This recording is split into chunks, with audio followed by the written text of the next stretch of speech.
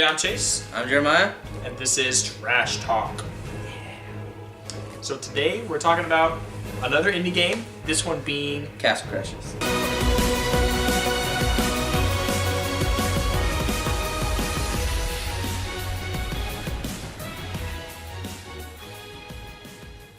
which of course came out on the Xbox originally, although it has a PC release as well. Actually, it has a remaster release as well. There's a remaster? Yeah. When did that come out? I just told you. It came out like, I don't know when, but it came out when the Xbox One came out, basically. Okay. They made a remaster for the Xbox One and for Steam. Yeah, that's what I mean, the PC release.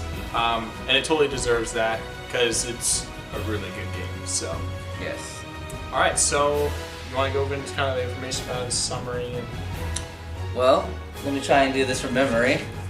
The base story is there's this one necromancer, like, knight, who comes to this one kingdom and steals a giant crystal from the king. And on top of that, there are 4 other that are later bosses, guys, that he works with that kidnap his daughters, his 4 daughters. And so the king sends out 4 knights, the main characters, red, orange, Green. And green. and green? Yeah. Yeah, the green. Yeah, those are the main 4 characters. He sends them out to go save his daughters, the princesses, as well as defeat the boss to get the crystal back. That's pretty much like how it starts. That's the gist of it, yeah. So, and you get this, you learn that all in like the very first cinematic of the game. And it's not like cut movie cinematics where you see in like other games. It's like the in-game engine, you know what I mean? It's just rendered like that. But Yeah. But yeah, and so you play as several, and of course you said the 4 knights. This game is a co-op game. You can play single player as well, but you can also play on like either local or online with your friends. Up to 4. Yeah, and so basically, so you progress through the story as these different characters. And basically, as you find the princesses, as you progress through the game, you can kiss them, right? And so but if you're playing co-op, Oh, yeah. so because like if you're playing single player, of course, it's the damsel in distress. The prince saves the day. He gets the kiss from the princess, but doesn't really work when there's 2 people. So whenever you save one, you have to have a duel against 2, 3, or 4, however many people you're playing with, and then the winner of that duel gets to kiss the princess in that game. I guess that he's just trying to. It's one of the ways in the gameplay helps to make it really competitive with your friends while still working together, because you got to work together to defeat the boss. But then at the end, you have to kill each other. Yeah. So that's basically the story. It's just kind of your typical damsel in distress. Yeah, you travel across the Great Kingdom, which, oh my God, there's so much different like parts of the kingdom. Like you start out in just the kingdom and you fight in like the village, and you fight like the barbarians that are breaking in. Yeah, the barbarians is the very first basically like set Enemies. of levels you go through, and Then you go through like a forest, then you go through a desert, then you go to a spaceship. yeah, there's aliens. It's just kind of like, it's not something that's supposed to be like super like epic, I guess. Even though it has some of its epic moments, it's just kind of like this crazy adventure, where you don't really know what's gonna happen next, because everything is just whack, and it's a very humorous. Story as well, like all kinds of crazy stuff is happening too. And we'll kind of get into that a little bit more once we go into gameplay, which is basically what we're going to get into now. Like I said, it's a co-op game. You play, it's kind of a hack and slashy RPG, Yeah, it's a beat 'em up. It's a beat 'em up. Yeah, exactly. So, as you level up, you get new abilities that you can unlock. Each character has different abilities. So red is fire. Yeah. Orange Orange is fire. Oh, orange is fire. Red is lightning. Blue is ice, and then green is poison. Yeah, green is poison. So those are the typical 4. However, one of the most like appealing things that, at least for me, about this game is that so many collectibles in this game, and none of them are necessary at all. I mean, they help you and they give you some variety, but it's not like a required thing for this game at all. So that concludes like a whole new set of characters. There's probably, I don't know, 20-ish characters maybe in the game? 20, 25? I don't remember how many, but there's a lot. But close to about that many characters. Because there's the base characters that you can unlock in the game, then there's the DLC characters, and then So there's a lot. Like so there's a few other knights. Yeah, there's like you could be the enemies that you fight throughout the game. You can play as a barbarian. You can play as a thief. You can even play as some of the like bosses. Like one of my favorite characters is the necromancer, who is the main character in the beginning. He's the one who steals the diamond or the crystal. Yeah, and they don't play the same. They all have different abilities. So yeah, that's what's really you cool, can really find. So they're not just like aesthetic and visual changes. Like they actually change the moves and the way you play them as well. You know, I mean, they all hack and slash with their sword, but their abilities are different. Yeah, one of the most unique things about everyone is their magic, because everyone has a version of magic. Some of them aren't actually magical. Like I think the thief, his magic is just arrows. Like it shoots arrows down from the sky. Yeah, it's like an arrow column. They all have like 3 iterations of the magic. The first level, they usually have their base attack would just be like just shooting an ore from most or something, like shoot a blob of poison, a fireball, or exactly, or whatever, stuff or like that. Like that, and then the next one usually lets them like jump up and slam an attack that has like one that knocks up, and then one that like just their ultimate that just like shoots out. And you can bring stuff up from the ground, you know. So like, there's some earth characters that can make like a big upturn in the earth, or there's one that I can't remember what character it was because it was a while ago, but there was a character like all of his abilities were like related to saw blades, so I can make like a bunch of saws come out of the ground and start revving everything up, and that's what I mean. It's just crazy, you know what I mean? It's like, and that's what's really cool about this game. So there's the character collectibles, but there's also pets that you can use that have like special different abilities that help you on your quest, and there's a lot of those. They're actually really useful. And yeah, exactly. They'll have different uses. So like one of the favorites, especially for PvP, especially with your friends, is the ram. Everyone hates you when you have the ram because its main ability is it knocks over someone every once in a while. So you're gonna be in a fight with your friend, and all of a sudden they just get knocked over by the ram. And you don't have control of your pets. The pets just do their ability on like a cycle. Mm-hmm. You know what I mean? They kind of do their own thing. They follow you around, but every now and then they'll, you know. So some of them will knock things over. Some of them will help you find secret items. Some of them will. Just do regular damage. Stats. Yeah, exactly. But they'll all have some form of significance to them. Yeah. So that's really cool. So it adds more variety to the gameplay as well. The other collectibles that they have weapons. You know, so again, so you have some are better than others, but they're more for most of your stats come from leveling up. The weapons provide a little bit of a boost. Yeah. But they're mostly for vanity. You can have like your typical regular sword, clubs, axes. You can have a lightsaber. You know, lollipops, fish. Yeah, and it's just stupid stuff. I think you can get like a loaf of bread. You know. And that's what, like we said, the game's pretty comedic. Yeah, it's very comedic. Especially, and you'll kind of get into that as like certain levels. For example, it's kind of early on in the game. Where you're in the forest and it's like you hear boom, boom, boom. Of course, like, okay, something big is there. You don't know what it is. Something large, right? And of course, humor is like, oh, it's scared. You know what I mean? And so you'll have a lot of like, I guess they're NPC creatures in the background. Not really, but just like, so you'll walk up to like through the forest and there'll be a scene where there's just like an owl on a branch. Yep. Right? And he's just... You start and you start like a little mini cutscene, you start hearing the boom, and the owl gets all like wide-eyed and it starts shaking and it just...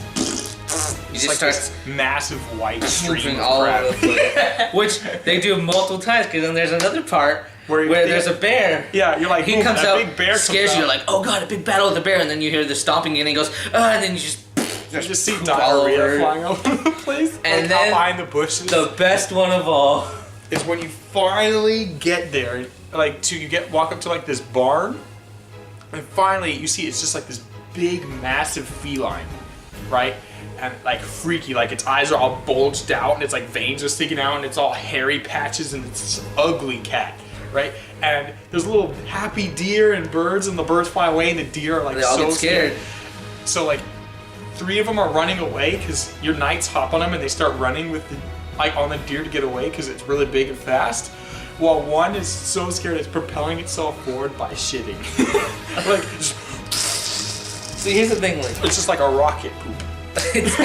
This thing has some pretty good humor, because it has humor that's pretty funny, legitimate funny humor, but it still has the stupid poopy humor. Yeah. And it has a lot of funny things. Like, who doesn't like poopy? There's there's just a lot of things, and there's certain ones that would spoil stuff, but like, there's just funny stuff they do all throughout the story. Yeah, exactly. And to your characters and. It's the kind of humor in this game. I don't know. It's probably like E10 humor. You know what I mean? Like, there's no language. There's no talking in it. It's all visual. Yeah. It's all visual. There's no talking at all. No, there's not. That's what I mean. That's what I'm saying. There's no language. There's no, it's everything. All the humor is just either done visually or just like it's referencing stuff. You know what I mean? Or like when you kill a certain boss, and as he's falling into the lava, he does the whole Terminator. Oh yeah, exactly. So they reference a lot of stuff in this game. So it's really cool to see that. So onto the aesthetics. It's very cartoony, very, very, very cartoony. Everything is like 2D. It's layered, and you can tell that. You know what I mean? It's like you can go like, so everything is layered. So it's like 2.5D, I guess. Yeah, it's like because like you go up and down the screen. You can go like if there's someone attacking you, you just move up. Back. It's kind of like those old games, like those like Spider-Man games, or like those other games, like where, it's all 2D and flat, but the terrain is kind of 3-dimensional, where you can move around. And so, I don't know, because it's humorous, that cartoony feel really fits well. Oh yeah. I mean, it just honestly, even if it really looks good. It really does. Yeah, exactly. It fits well with what they're trying to achieve, the way they're going about it. And it's just great. Everything from the way your character looks, the way the world works, the way the other enemies look, all the aesthetics in terms of like the abilities you have. You know what I mean? Just like they have a lot of particle effects and stuff, and it just all looks really good. There's not really much. I don't know. See, I think it looks beautiful. It's a pretty good looking game. It's like. It's one of those games which is a great example where like you don't need to have the best graphics or like the just amazing like details. It's like sometimes the simple like almost vector, designs can be the best. Yeah, I mean, exactly.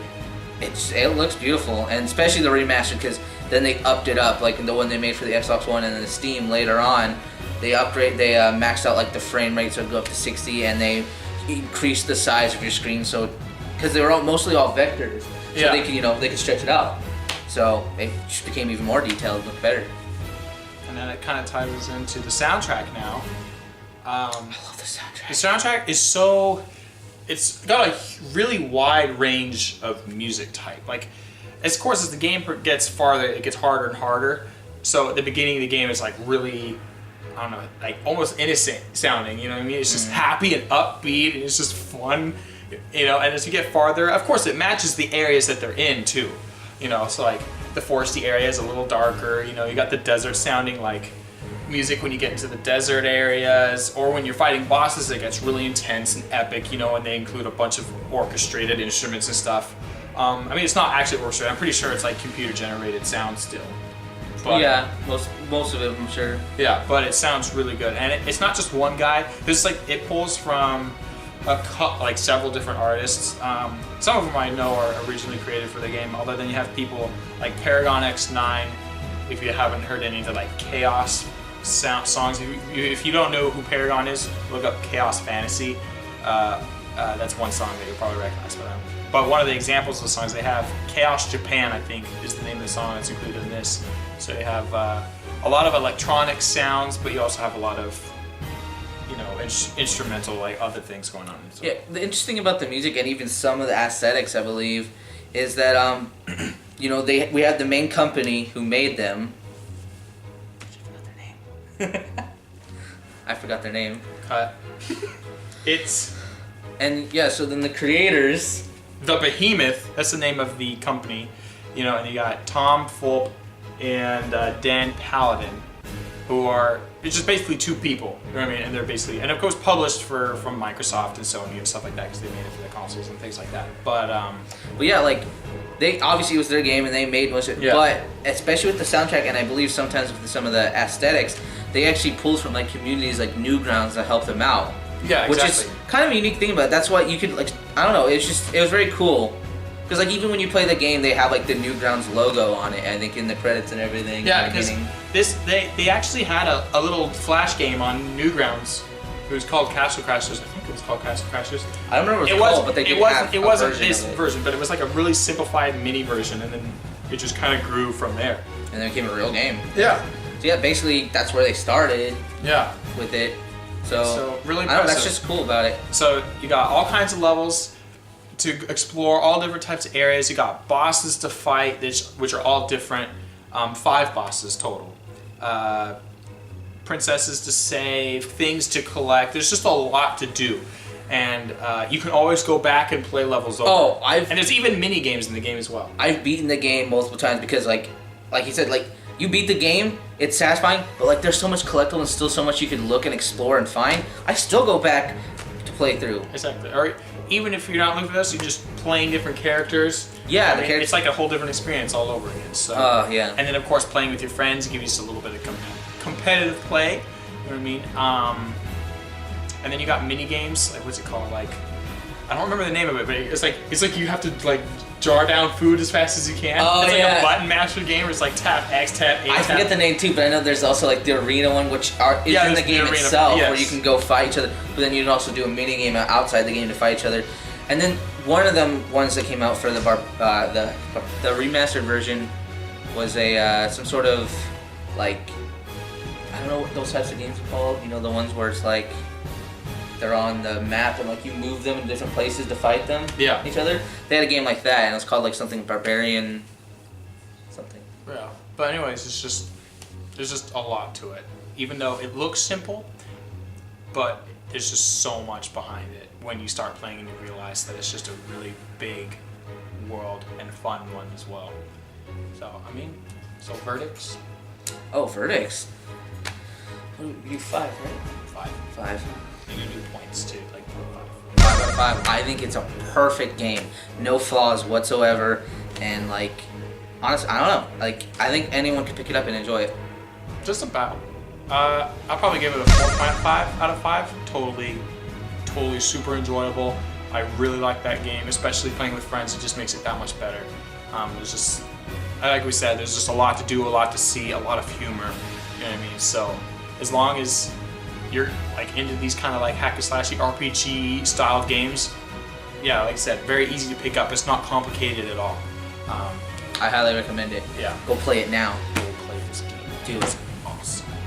it's great. So anyways, Play with friends, play with mom, play with the kids.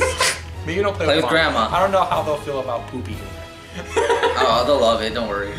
I've seen Al just pooping and then we're like, I just picture your own grandma playing it. Oh, grandma would love it.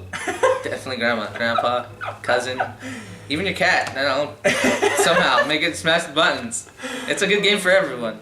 So anyways, I'm Chase. I'm Jeremiah. And this was Trash Talk.